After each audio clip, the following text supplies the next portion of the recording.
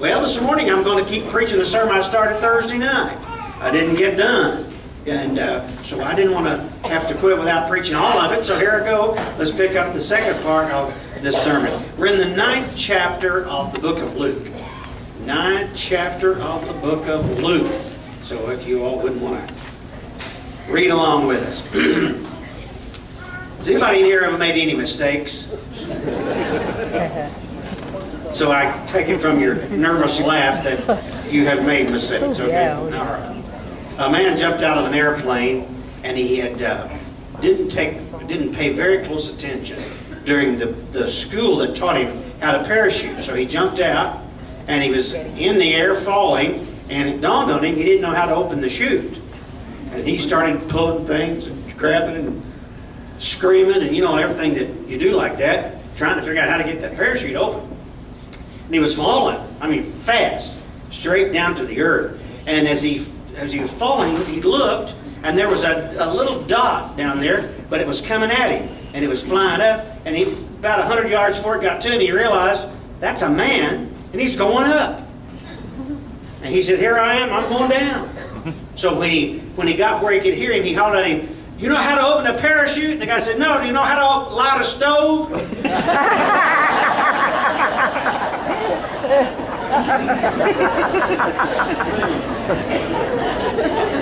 Oh my.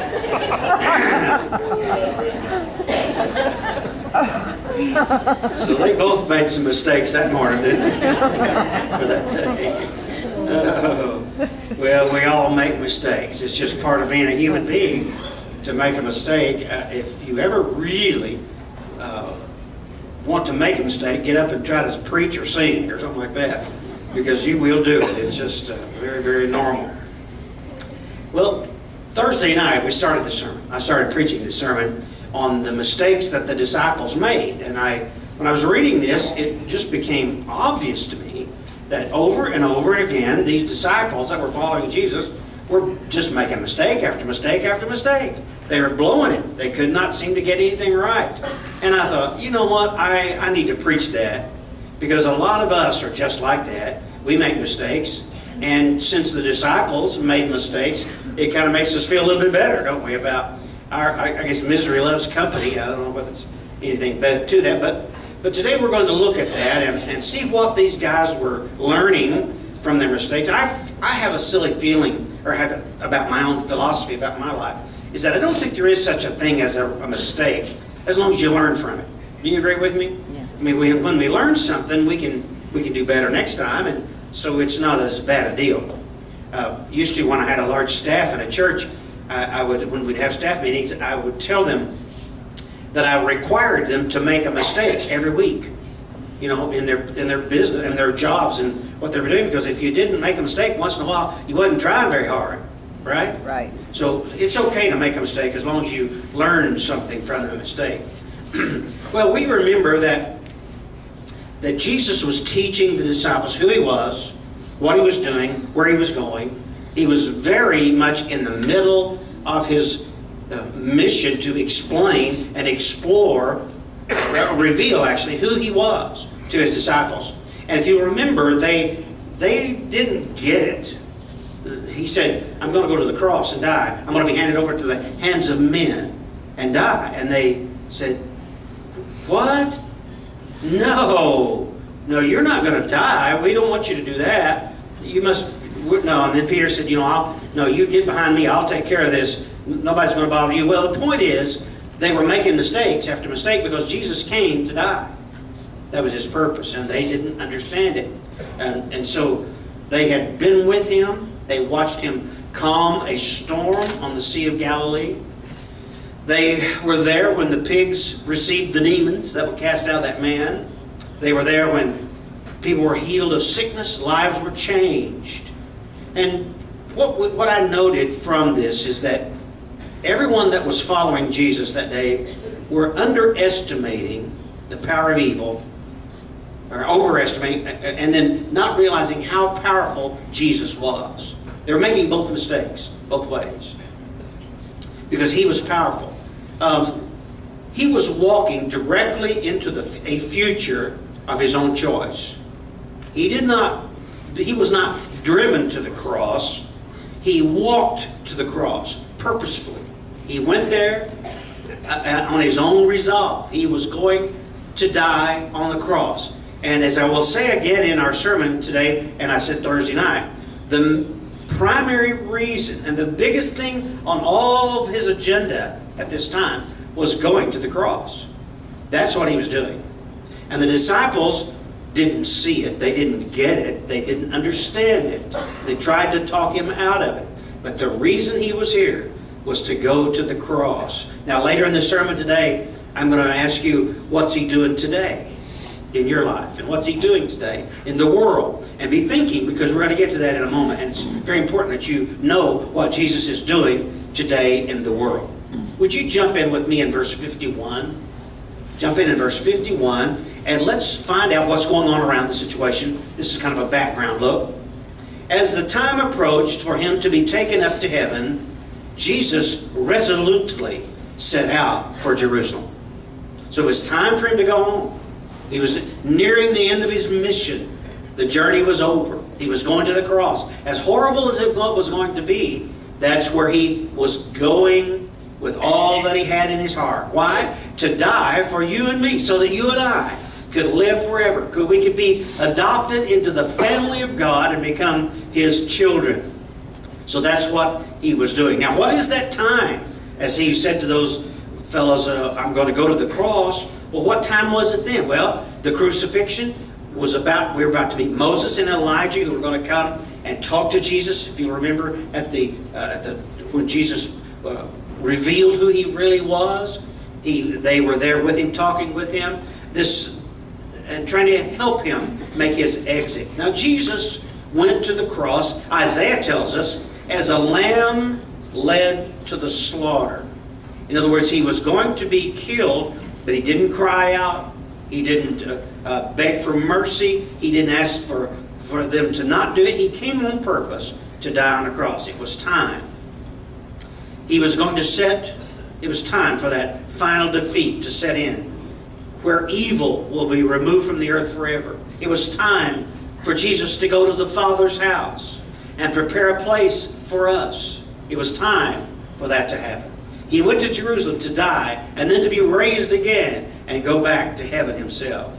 Jesus came for a very specific purpose. What is that? For God so loved the world that he gave his one and only Son, that whoever believes in him shall not perish, but have eternal life. For God did not send his Son into the world to condemn the world, but to save the world through him. Whoever believes in him is not condemned, but whoever does not believe stands condemned already, because they have not believed in the name of God's one and only Son. So that's why he came, because he loves us. Now here is the rub, as we say. Here's the rub, bub. Here's the problem.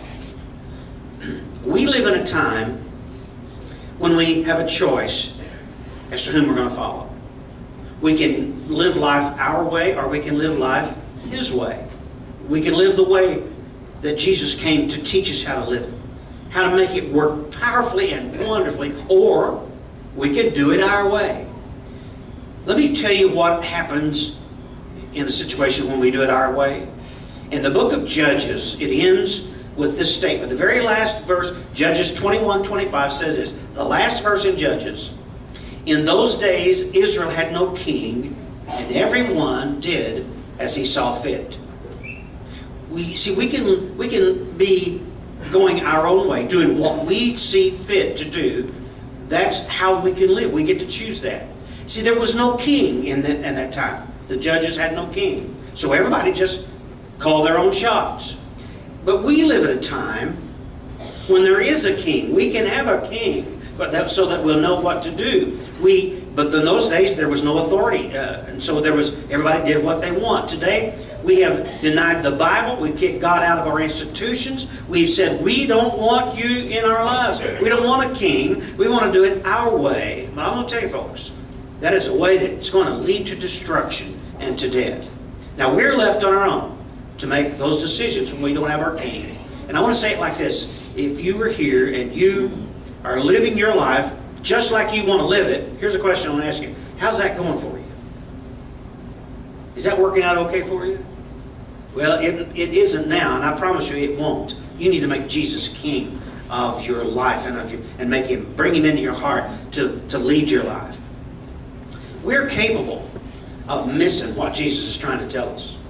We're capable of really not understanding what he came to do, to see what that primary purpose, what's he doing in my life, what's he doing in the world today. And we're very capable of that. So let's dig into this, starting in verse 52, and see if there isn't a possibility that we may be getting some things wrong today. Could you be in error? Could you be making some mistakes as how you're following the Lord? Is it possible? The answer is yes, it's possible. So I want you to look in the mirror today. Bring your own mirror. Look into it. See if you might be one that could be making some mistakes in your life. Let's start reading in verse 52. Now, before we read this, I want to tell you that the Jesus and the disciples were up in the north, around the Sea of Galilee, in the city of Capernaum, and they were getting ready to go to Jerusalem. Now, it says there, we just read in 51, that he was going to Jerusalem. So he sent people ahead of him to go down to Samaria, which was down below them, and then in the towns on their way, because it was a long walk to Jerusalem. So he sent people ahead to prepare the towns for thousands of people to be walking through their town. Because there was thousands of people with Jesus, and they were moving across the land, going south to Jerusalem, because Jesus was going to die. Are you with me? I want you to see how this is progressing. So he sent people ahead, saying, warn the towns, go tell the people that I'm coming, and just get them ready. So let's read verse 52. And he sent messengers on ahead who went into a Samaritan village to get things ready for him. But the people there did not welcome him because he was heading for Jerusalem. The people in this town of Samaria, they didn't want Jesus to come into their town. And the reason is because he was a Jew heading for Jerusalem. They didn't like Jews. You say, well, why didn't they like Jews? Well, if you remember, when the children of Israel were invaded by Nebuchadnezzar from Babylon, you remember that? They came up with a great army. They put a siege against Jerusalem.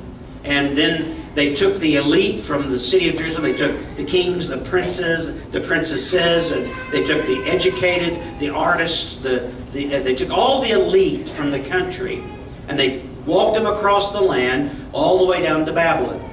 Now, when the Jewish elite went to Babylon, it left a vacuum of power in the area, and so then some people filled in that vacuum of power, but here's what they did.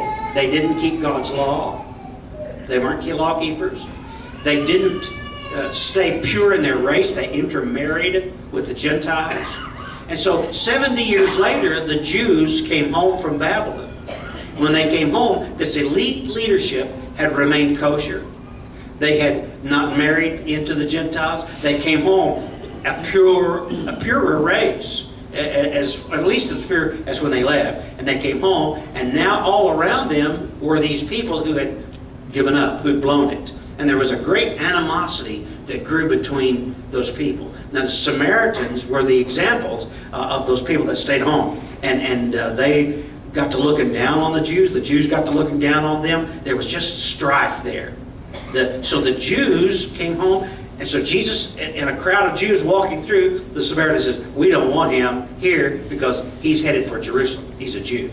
Okay, so that's why there is such sectarian hatred, and it had been smoldering for hundreds of years from the time of Babylon to the time of Jesus. Now, this works in application for our world today very well. Do you folks know how divided we are as a nation? We are divided. There is strife in our nation. There are groups that are feeling marginalized. There are groups that don't feel like they're getting their fair share.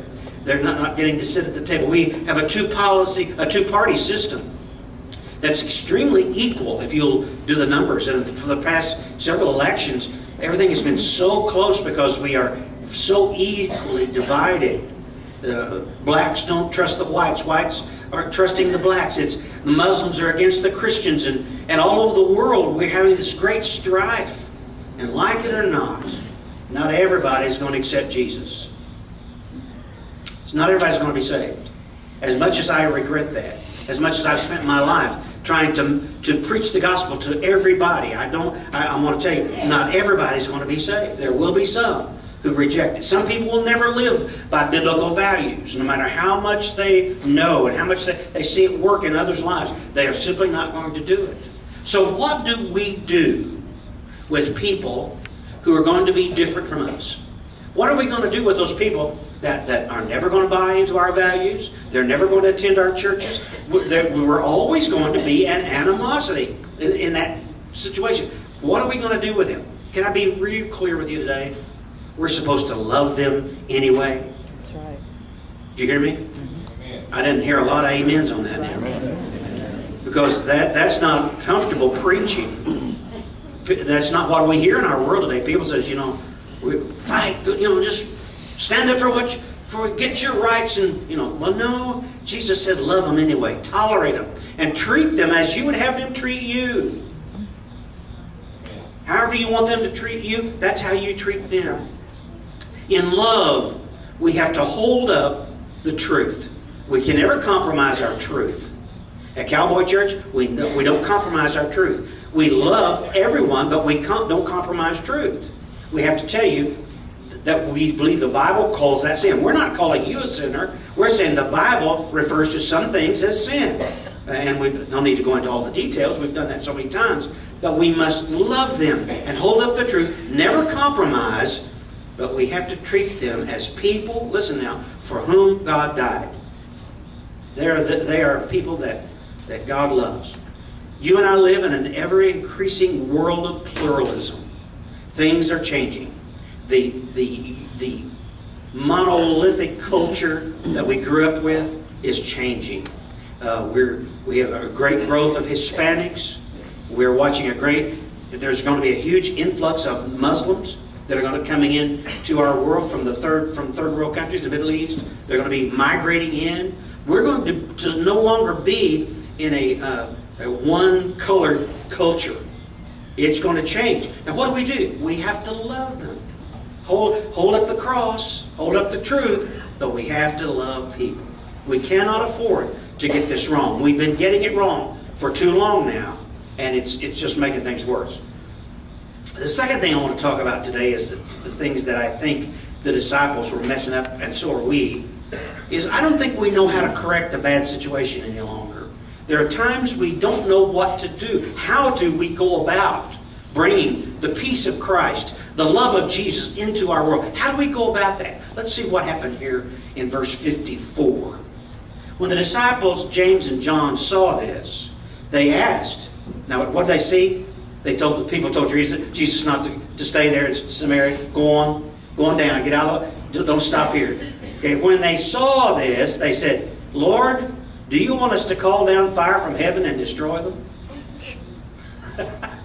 Man, that's a cowboy way to handle that problem. Woo, pull out your 45 and blow them away. Lord, do you want us just to nuke them? They wouldn't let you in here. Well, let's just stand back and call fire down. Hit them, get them, God. Woo, sick them. Well, Jesus, no. Well, look at verse 55. But Jesus turned and rebuked them. Then he and his disciples went to another village. Do you get that? He didn't let them nuke. They want to call fire down. Where'd they get that idea of calling fire down? Well, do you remember when Elijah was on Mount Carmel and he was there, and the Baal priests were all there with the sacrifice, all laid out on the altar, and Elijah began to cry, "Fire! Send fire!" I mean, the Baal prophets began to cry, "Oh Baal, send fire down and destroy this Egypt, burn up this sacrifice." And nothing happened. And then Elijah stepped back and he said, "Lord, so that everybody will know who you are, send your fire." And the fire fell from heaven and consumed the sacrifice. You all remember that story. Well, the disciples, they were thinking about that. And they said, well, God, let's just ask God to burn up these Samaritans, get rid of them, nuke them. We don't want them here anymore. Well, our job, but listen to me very carefully. Our job is not to destroy the enemies of God. Our job is not to destroy the enemies of God. Our job is to love them and try to bring them to Jesus. That's our job. We're going to have, now this sermon this morning is going to be kind of anti-cultural. I'm going to kind of swim upstream today. But I've got to pull us back from the edge. I see not just this room, but I see our world walking up to the edge. We want to fight. We've got our guns loaded and the hammers are cocked. I mean, we're ready for fighting. And Jesus didn't want us to go to battle. He wants us to go to prayer and to love people and to walk back from that confrontation, that place we're trying to live at today. Our job, again, is not to destroy, but to bring them to Jesus. What did Jesus do after he rebuked his disciples? He walked away.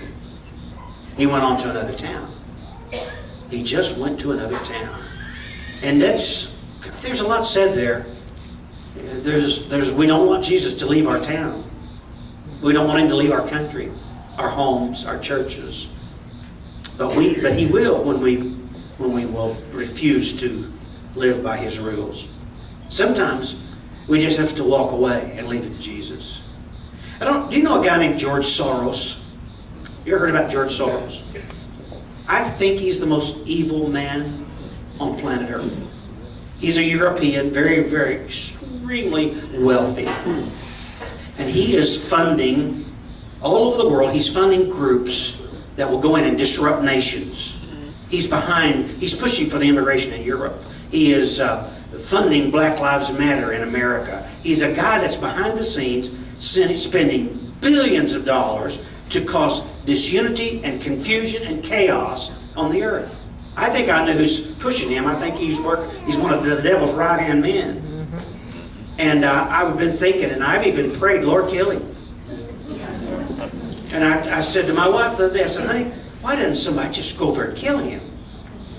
Why don't we just push a nuclear button on him or drop a cruise missile on him? Why do we let a guy like George Soros keep destroying our world? And then it began to sink in on me. That's not my job to kill him. If God wanted him to go, all he would have to do is snap his finger. Do you understand? If God wanted him out of here. If God wanted some people that seem to be just tearing our world up, we have to remember, all God has to do is just say, you're done, and it's all over. I told my wife, I said, if I had a button right here and I could push it and they'd kill George Soros, I'm not sure what I'd do. I'd probably push it. But the truth is, we have to let God do it. We have to love him. I hadn't realized I hadn't even prayed for George Soros in my whole life. Never had. So I had to stop praying for him. I had to start praying for him. We've got to remember God is in control, and God died for George Soros. So, now, let's bring this into your life. What are you going to do with the people that are around you that really tick you off? What are you going to do with these people you don't like? They're different than you are. What are you going to do with them? You're just going to be mean and eliminate them from your life? Or are you going to begin to pray for them? You love them as Jesus loved them. You pray for them and you communicate with them. You talk to them plainly. Here's our problem. Here's our differences. We have to show them how we think they're going wrong, but we have to leave them in God's hands. We have to trust God to deal with them and never nuke them, never give up on them or hate them. Okay. Well, I hope that point comes home to you. We've looked at a couple of things that the disciples got wrong. Maybe there's some more. Let's come on to verse 57. As you're reading verse 57, ask yourself, how do we prioritize the miscellaneous parts of our life that float around and go in all kinds of directions? How do we fold them into a simple, single, elegant method to become a disciple of Jesus? How do we make that simple? All right, let's see what they say. Look at 57. As they were walking along the road, a man said to him, I will follow you wherever you go. Jesus replied, foxes have dens and birds have nests, but the Son of Man has no place to lay his head. He said to another man, follow me. But he replied, Lord, let me go and bury my father. Jesus said to him, let the dead bury their own dead, but you go and proclaim the kingdom of God. Still another said, I will follow you, Lord, but first let me go and say goodbye to my family. Jesus replied, no one who puts his hand to the plow and looks back is fit for service in the kingdom of God. Okay, what's going on here? 3 different people came to Jesus, and they said, I want to follow you. And Jesus says, fine, come and follow me. But don't go home and bury your father. Don't go home and say goodbye to your family. Because nobody that starts following me and looks back, in other words, changes his mind or delays or puts it off, nobody that does that is fit for being my disciple. He wants us to make it priority number 1. Highest calling in our life is to come and follow him. If we put anything in front of that, we're not worthy to be his disciple. Now, don't get me wrong. Jesus says so much about how we take care of our families. That's very important to him. It's very important that we treat our parents with respect and to honor our father and our mother. So he's not saying that is wrong. He's just saying, follow me first. Don't get this other stuff confused with what you're supposed to be doing primarily. Now, did you know that preachers like me through the years have been making it seem so simple to come and follow Jesus? It seems like that's what we've tried to do for the last 50 to 100 years, is to simplify. Just believe. And that is so true. That is so true. But friends, coming to Christ in a biblical sense is more than just easy believism. It's not just getting started, it's staying in there. It's putting him first and putting him last. It's putting everything else behind your call to follow the Lord. It's putting everything else out of your way except him. We're to take up our cross and follow him daily. How you doing in that regard? Where is he in that process? Many of us say, following Jesus is whatever it takes or whatever it costs. We have to say, whatever it takes, whatever it costs, I'm going to follow Jesus. We must sacrifice ourselves, take up our cross daily and follow him. How do you put Jesus first? By putting others first. Is your life an others first life? Or you live in a me first life? See, a me first life is a selfish, carnal way to live. Others first is a spiritual, selfless way to live. I'm encouraging you to follow the Lord, to put others first. When I get out of school, preacher, I'll do it. Yeah, just let me get finished with my education. Then I'll follow Jesus. Oh no, but whenever, when I get these kids raised, then I'll follow Jesus. Or when I retire, I'll follow Jesus. Or I had a guy say to me one time, said, I'm gonna get saved right at the very last minute on my deathbed. I'm just gonna wait. I'm thinking, oh my, that's a horrible mistake. What if you die in a car crash or you have a stroke? Or to follow Jesus, you've got to begin the walk right now and never look back. It's not looking back. It's going forward with the Lord. Jesus replied in verse 62, no one who puts a hand to the plow and looks back is fit for service in the kingdom of God. So here we are. Let's wind this up today and bring this back into your life now and ask you some hard questions. All right, are you willing to grow and learn and correct your mistakes? Are you willing to be honest with yourself about your life? Because I think that's the only thing that ever is going to change us or keep us on course, is we've got to be humble enough to realize we may be doing some things wrong. Are you willing to look deeply? Are you willing to take up your cross and follow Jesus? It doesn't mean a life of ease. It's not as easy as it seems to follow the Lord. It's very difficult. In fact, I think sometimes it's a hard life to live, to be a Christian, to love. It's the best way. Joy, peace, patience, kindness, temperance, meekness, all those things flow into your life in abundance. Pressed down, shaken together, and running over. When you follow the Lord, put Him first. But it's not easy because you have to take you and move you over and put Jesus on the throne of your life. And that's hard. But it's the only way that this will work. Are you willing to take up your cross and never look back? That's what I'm calling you to this morning. Let's ramp up our love of the Lord by loving Him and loving others.